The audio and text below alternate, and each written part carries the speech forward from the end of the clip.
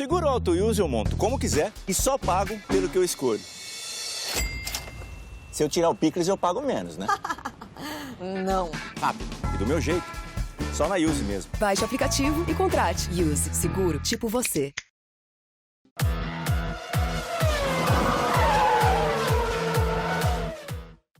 Olá pessoal do Grande Prêmio, tudo bem?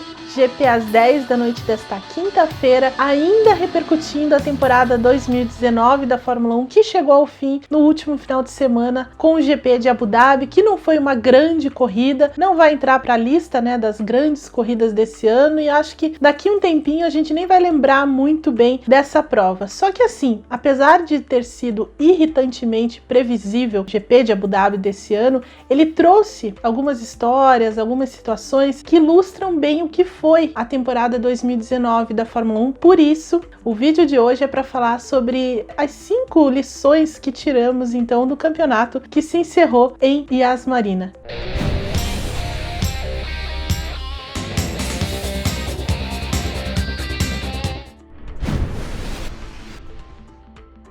E começo com o vencedor, o homem que dominou o final de semana lá em Abu Dhabi, Lewis Hamilton, que assim, dominou a classificação, largou da pole, liderou todas as voltas da corrida, fez a melhor volta, venceu o que se tornou a sua 11ª vitória em 21 etapas nesse ano, quer dizer, o cara dominou, né? E isso se coloca muito para a temporada, como exemplo do que ele foi para a temporada, muito forte, muito consistente, tirando tudo desse carro da Mercedes. É claro que a Mercedes tem um peso muito grande nessa performance do Hamilton, mas o Hamilton mostrou que assim, ele atingiu um nível técnico muito alto, ele deu aulas de pilotagem nesse ano, deu aulas de leitura de corrida, de comportamento de carro, de entender o carro, de entender os pneus, a estratégia, de mudar. É claro que às vezes ele foi até chato no rádio, né, de tanto que ele questionava a equipe, mas por aí a gente vê o nível de exigência que ele tem em termos de performance, né, a busca por vitória, a busca por mais vitórias, por ser o melhor, por ser o mais rápido.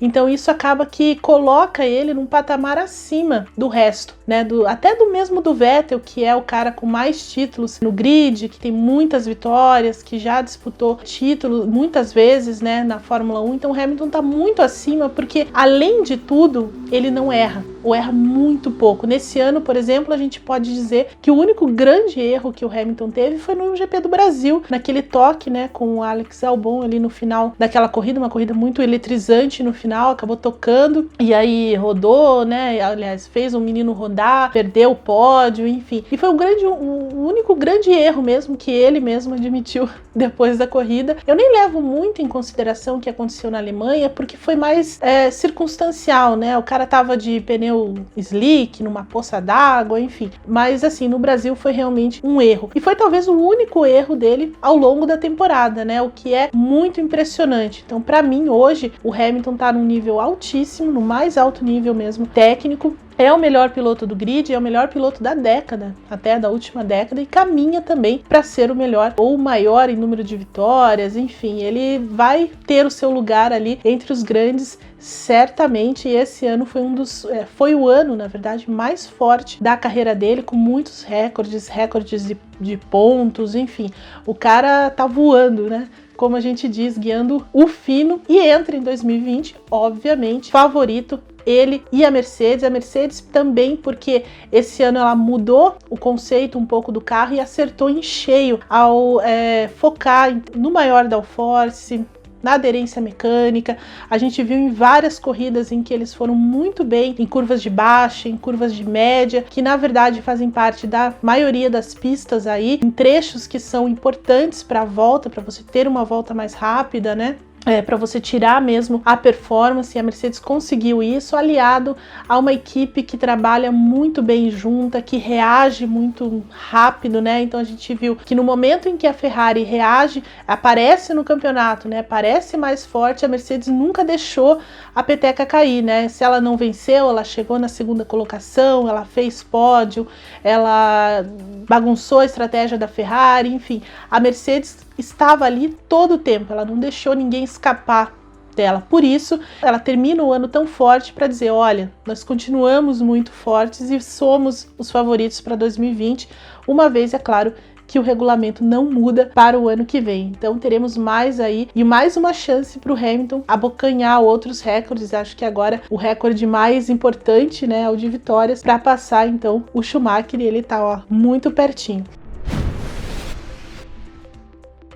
E falando na Ferrari, a Ferrari é a nossa segunda lição, digamos assim, e isso ficou muito claro também lá em Abu Dhabi, porque lá em Abu Dhabi a equipe tomou decisões desastrosas com relação à estratégia para mandar os pilotos à pista no final da classificação, durante a corrida, enfim. A Ferrari vem numa temporada muito esquisita, com decisões muito equivocadas da chefia, de seus dois pilotos, em termos de estratégia, a gerência ali dos pilotos foi muito ruim ao longo do ano, tanto que culminou nesse estremecimento, na verdade, dentro da pista. A gente viu o que aconteceu lá em Interlagos e parece que a Ferrari não tem um grande comando sobre isso. É impressionante, na verdade, o que ela conseguiu na segunda parte da temporada, né? Porque na primeira ela sofreu muito com relação aos pneus, que, como a gente falou, deram um baile em algumas equipes aí por conta dessa janela de funcionamento, atingir temperatura, enfim.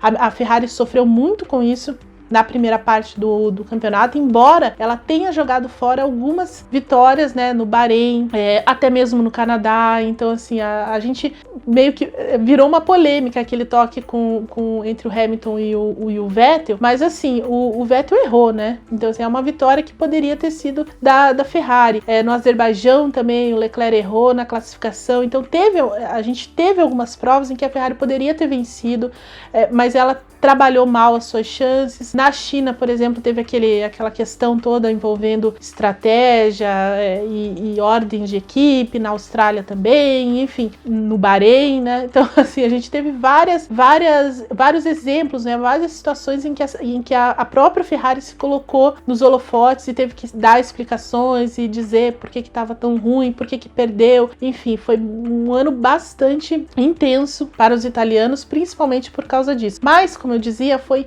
impressionante a forma como a Ferrari se recuperou na segunda parte do campeonato, trazendo um carro muito forte, um carro que, enfim, entendeu os pneus, um carro que tinha um motor muito forte. É claro que depois isso foi colocado sob questão e ela não voltou a ter esse motor tão forte depois do que aconteceu lá em Austin, com os questionamentos, né, da Red Bull, a diretiva da FIA. A Ferrari meio que tirou o pé nesse sentido, mas o carro em si, ele melhorou muito, né, com atualizações aerodinâmicas, mecânicas, além do motor. Então ela conseguiu, pelo menos, entregar um carro mais competitivo. A questão da Ferrari mesmo é saber lidar com estratégia e com seus dois pilotos. E dentro disso, a gente pode dizer que tem outras pequenas lições, né? A primeira, que o Charles Leclerc foi uma grande aposta da Ferrari, uma grande aposta acertada. Todo mundo ficou um pouco com dúvidas, porque colocar um menino tão novo para correr na Ferrari, que é esse caldeirão, enfim, se ele não ia sucumbir à pressão, e que nada, né? O Leclerc aguentou a pressão mesmo diante dos erros dele. Era um cara que se cobra muito, mas ele deu a cara a tapa, foi encarar o Vettel, tá brigando lá dentro, né, com o Vettel, enfim. Vai ser divertido de ver isso no ano que vem, mas a grande decepção também, assim, junto com tudo isso que aconteceu com a Ferrari, é o Vettel, né, o Sebastian Vettel, que apesar dele ter completado aquele ciclo errático, né, desde a Alemanha, do ano passado, ele ainda continua num desempenho muito apagado, né, num desempenho errático, comete muitos equívocos também, e essa última corrida foi muito emblemática, né? Porque foi um desempenho muito irregular, muito apagado do tetracampeão, e parece que de alguma forma ele está sentindo que esse Leclerc trouxe para a equipe. Então, para o ano que vem vai ser crucial também ver o que vai acontecer com o Vettel, se ele vai conseguir sair dessa zica toda, né, trazer uma motivação nova para liderar essa equipe, ou realmente vai sucumbir a essa nova estrela chamada Charles Leclerc, que também precisa crescer, né, também precisa entender algumas coisas, parar um pouco de choramingar no rádio e acelerar, né?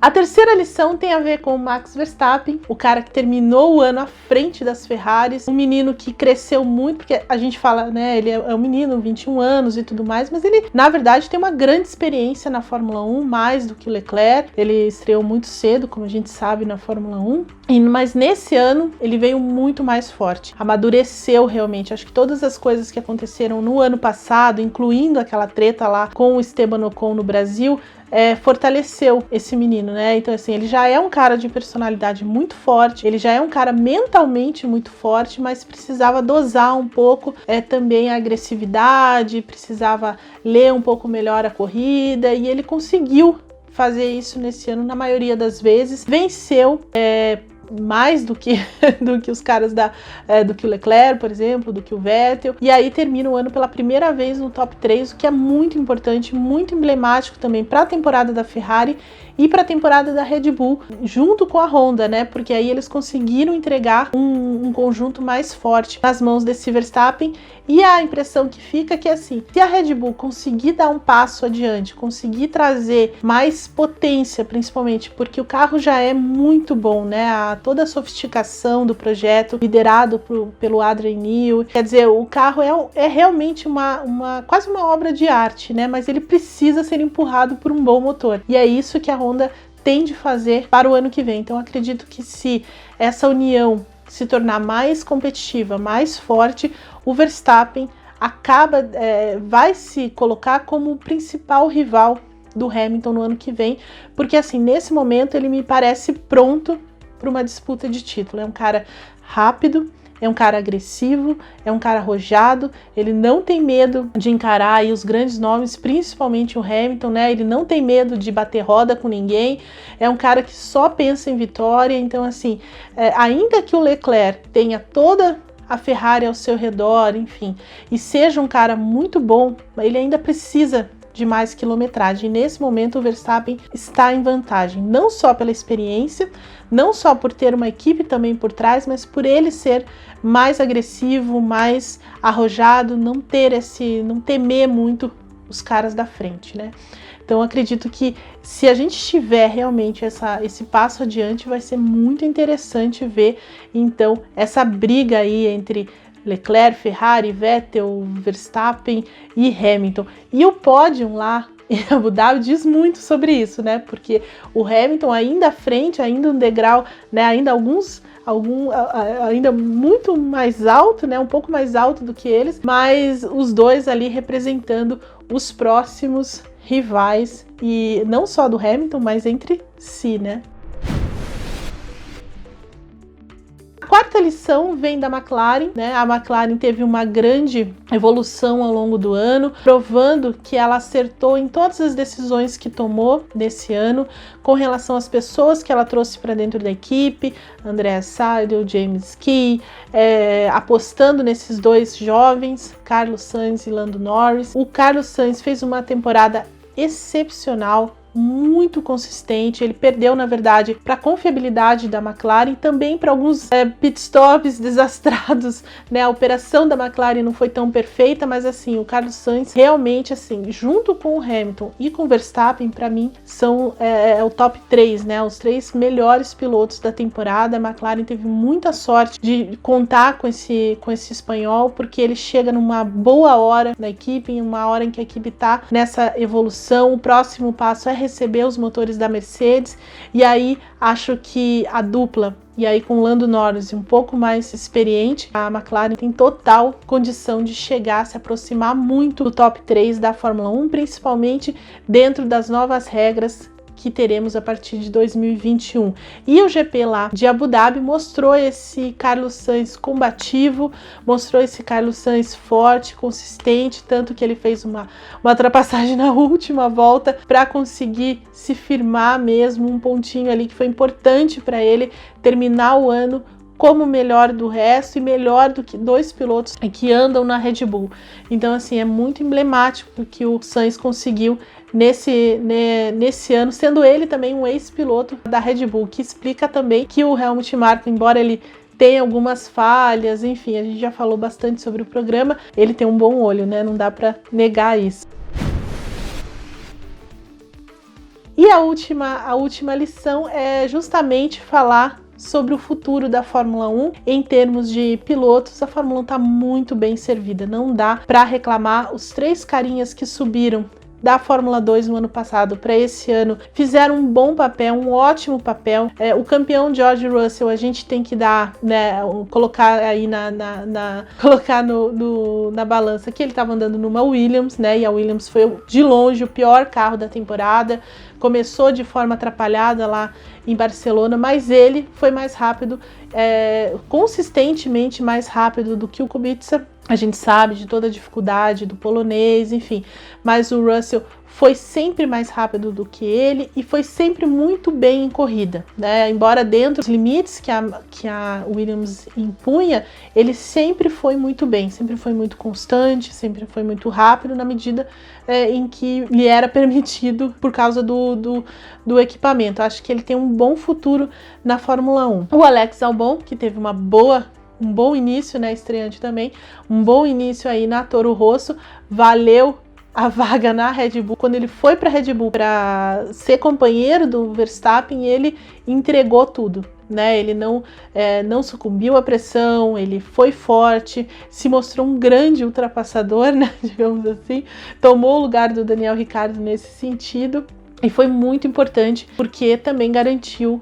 o lugar na Red Bull no ano que vem. A Red Bull tem uma dupla das mais fortes com esse tailandês, porque ele é rápido, ele é preciso nas ultrapassagens e assim, em ritmo de corrida ele ainda tá se encontrando, mas é muito melhor do que o Pierre Gasly foi, na verdade, na primeira parte da temporada, o que diz muito sobre o Albon, né? Depois a gente tem o Lando Norris. Já falei, ele foi estreou pela McLaren, também muito forte, foi melhor do que o Carlos Sainz, né, na disputa interna ali de posições de largada, ganhou embora tenha sido bastante equilibrada, né, 11-10, mas ele acabou vencendo o Carlos Sainz nesse sentido. Um piloto muito rápido, um piloto que erra pouco, mas que também acabou vítima em vários momentos da confiabilidade e também dessa operação meio esquisita da McLaren, né? E aí você tem o Leclerc e o Verstappen liderando essa nova geração, que com certeza vamos ver muita guerra, muito embate entre esses dois, que agora, nesse momento, são os grandes rivais e herdeiros também da Fórmula 1 para o futuro. E a Fórmula 1, então, está bem servida com esses dois.